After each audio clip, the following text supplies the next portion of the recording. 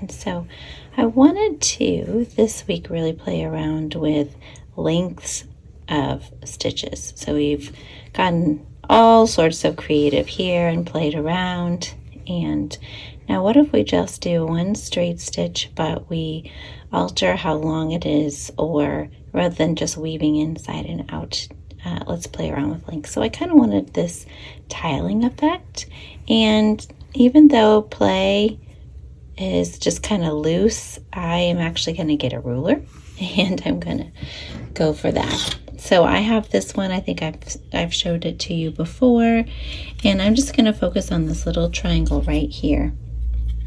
And this is play, so I'm not really going to do anything other than knead it as a straight edge.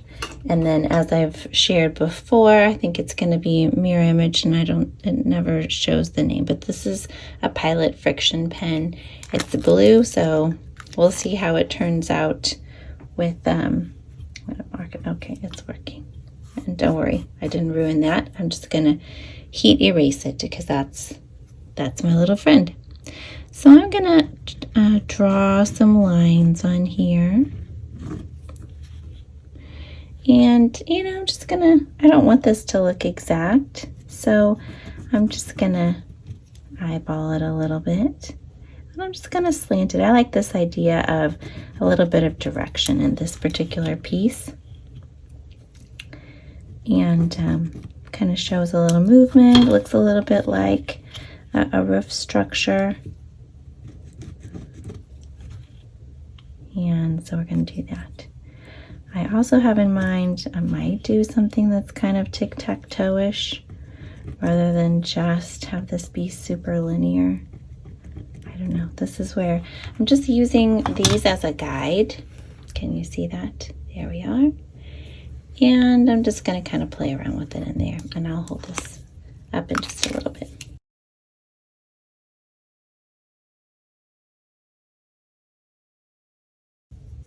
So I already have my needle threaded. I like to have a pretty lengthy needle, and this one has a very, very, can you see in there, really small head, so that whenever I run my fingers over it, I don't feel that bump of the eye. And I've got it already, well, oops, thought I had it knotted. Twist it really quick. So again, I'm going to come up and I'm just going to play with the lengthening of this. And it might not show up too much. I'm going to take big running stitches. I'm just going to do one at a time, this first one. Might be able to hear my dog in the back. She's kind of tired of not doing anything today. I've been boring.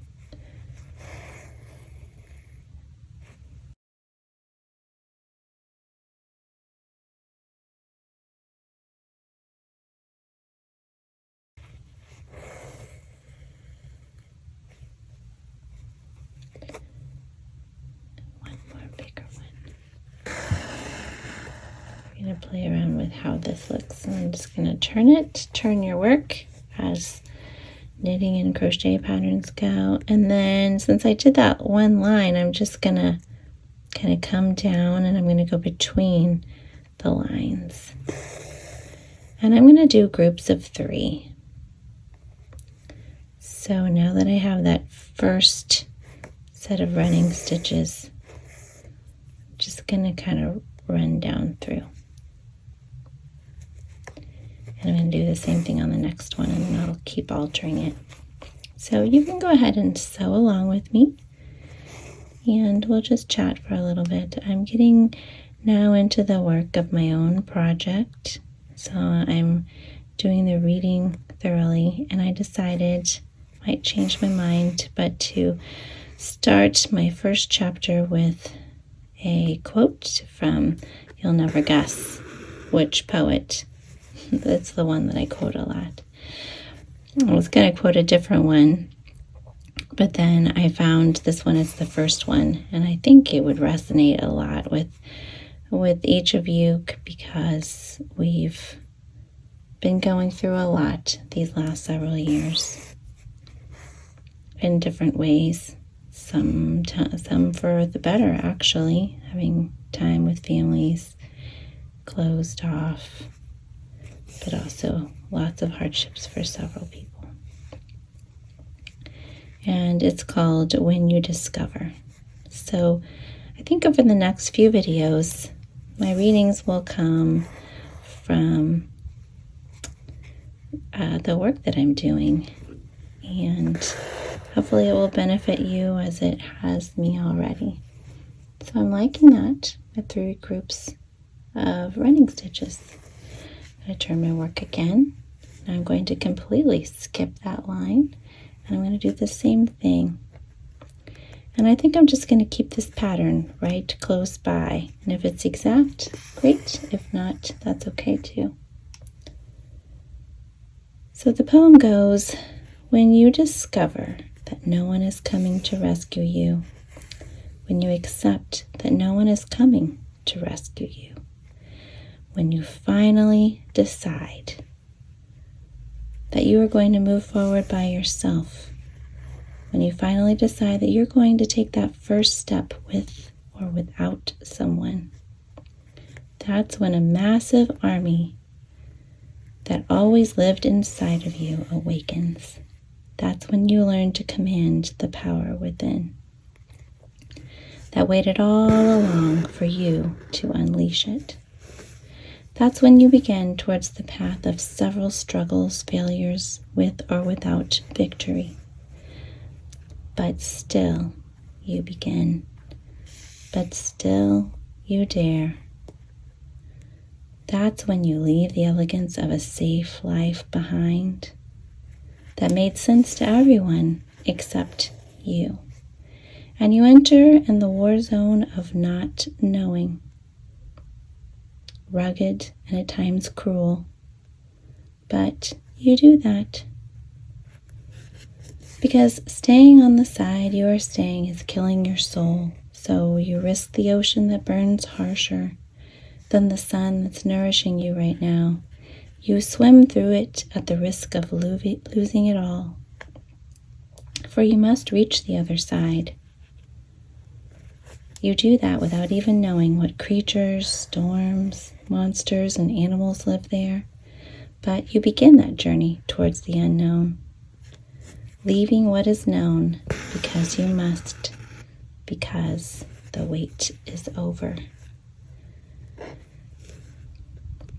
And in the work that I'm doing, I am thinking a lot about my own adventure and leaving what was known and familiar, comfortable to me, but also recognizing that there was this desire to leave and a loneliness that I needed to fulfill. And so I left to do the work that I'm about to do and have the space to do so. And while I'm doing that, talk and share it with others in hopes that this process of being together, talking, sharing, and community will be beneficial. And so the leaving is not necessarily a place for me, although it kind of was also. It's kind of leaving a path that wasn't suiting me anymore. And I'm off on a new adventure.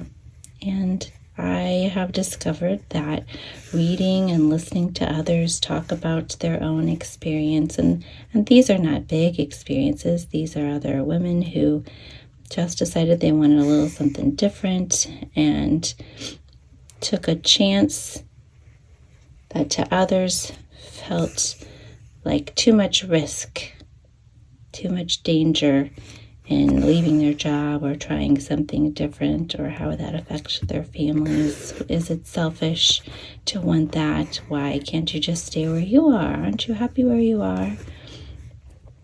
There's, sometimes this nagging that we want something different. And in the poem, I resonate with the soul. My soul needing something a little bit different. And some people call it a calling. I just felt it was a little bit of a longing. Now this one is kind of getting away from that little group of 3. I don't know if you can see. But that's kind of how it's looking today. I'm going to finish up over here and I'll show you what it looks like. And just let those words settle with you. Listen to them again. Think about, what parts you connected to. Did you ever leave something to only understand it was to liberate a vast space of you, which is a quote that I wanted to use. Think about that. If we could live without as much fear as we do, what adventures would await us? What magnificent things could we do? Who could we become? As I like to do, I like to make things worth meaning, and so think about all these little pieces that seemed random and scrapped and lost, and then we put them together, and now they're becoming something that, for me, I really enjoy, but now it has all this meaning and connection to all these different stitches. Those of you who have joined me and come along, and it's not even done yet. So that's where we'll stop for today, and we'll pick back up and work maybe a little bit on this piece, but I also want to add some more definition, or maybe actually something special inside of there. All right. So have fun being creative and playing with stitches. Maybe it will be the first step of your own creative adventure, and I will see you along next month.